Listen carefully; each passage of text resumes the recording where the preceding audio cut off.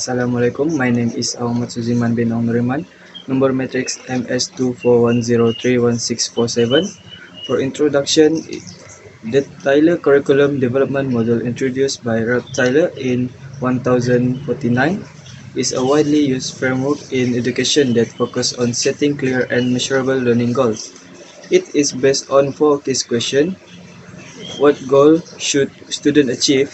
What learning experience help achieve those goals? How should this experience be organized? And how do we know if the goals are met? The model suggests objectives should come from three main sources.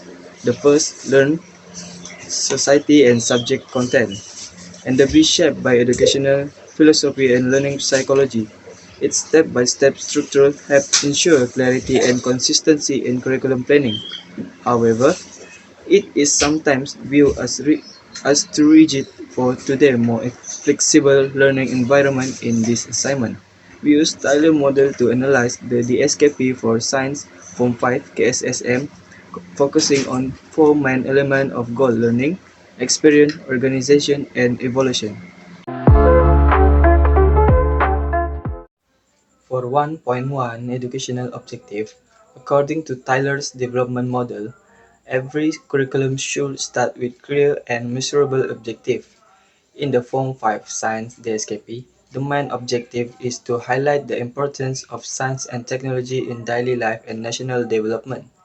It also aims to help students apply scientific skills as well as critical and creative thinking. To understand and solve scientific problems, this include using higher order thinking skills, HOTS, integrating technology and encouraging active student involvement to explore more abstract and complex science concepts. I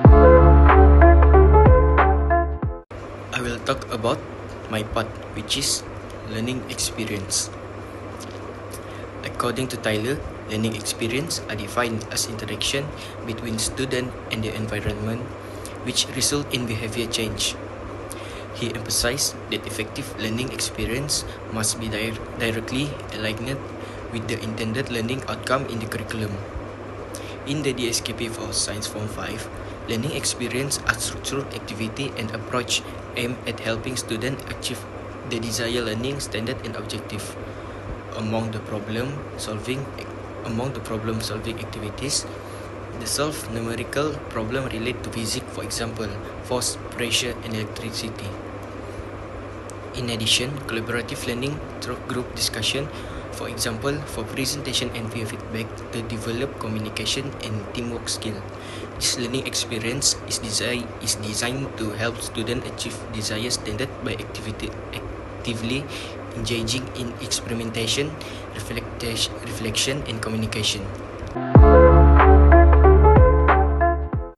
Assalamualaikum warahmatullahi wabarakatuh. Today I will talk about my part, which is organization of learning experience and assessment and evaluation. The first one is organization of learning experience. Under the KSSM, the organization of learning is based on the national philosophy of education, which intends to produce individuals who are intellectually, spiritually, and emotionally and physically balanced. The science curriculum is designed to promote scientific literacy and inculcate inquiry skill in students. According to Tyler Curriculum Development Model, there are several keys to organizing learning experience, such as continuity, sequence, and integration. In the KSSM science curriculum, continuity is reflected in the spiral arrangement of scientific concepts. Co-scientific themes such as scientific investigation, matter, and energy are presented in Form 1 and revisited, perhaps with even greater depth later in Form 2 and Form 3. For instance, the particle model of matter, which is first introduced in Form 1, is built upon two later Form through studies of heat transfer, change in state, and pressure. The structure of repetition initiated from one form to another world strengthened the student in grasping, hence memorizing critical concept sequence. Another important principle is evident in the DSKP. Topics are planned so as to build on student prior knowledge and cognitive readiness.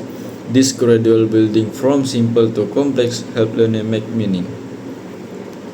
And the second one is assessment and evaluation. According to Tyler, evaluation should be directly tied to the educational objective, ensuring that what is being assessed reflect what was intended to be taught. In the DSKP, learning standards are explicitly written and linked to performance standards, making it possible for teachers to plan assessment that are outcome based.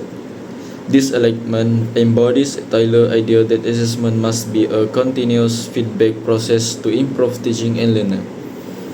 In KSSM Science, assessment is both formative and summative. Formative assessment penaksiran bilik darjah PDB used to continuously track out the teaching and learning process to monitor progress, include observation, quizzes, project experiment, oral presentation, and group work. Encourage teacher to adapt instruction based on student needs, supporting Tyler nation of assessment as diagnostic tool. And secondly is assumptive assessment used to conducted at the end of learning period, usually in the form a standard exam such as pentaksiran tingkatan 3 PT3 or school-based assessment measure cumulative knowledge and skill to determine achievement of broader curriculum objective. The KSSM approach also include school-based assessment, which integrate various forms of assessment including pentaksiran, activity jasmani, sukan and curriculum, PAJSK, and psychometric assessment. These components reflect a holistic approach to evaluation going beyond academic achievement to include student attitude, value, and personal growth, an expansion of Tyler original ideas to suit modern educational needs. That's all from me.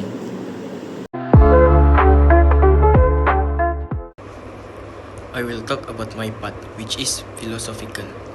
In line with the national philosophy of education, Malaysian science curriculum philosophy is all about the nurturing of a culture of science and technology. It seeks to nurture competitive, dynamic, flexible, resilient, and highly knowledgeable human capital in science as well as technological information.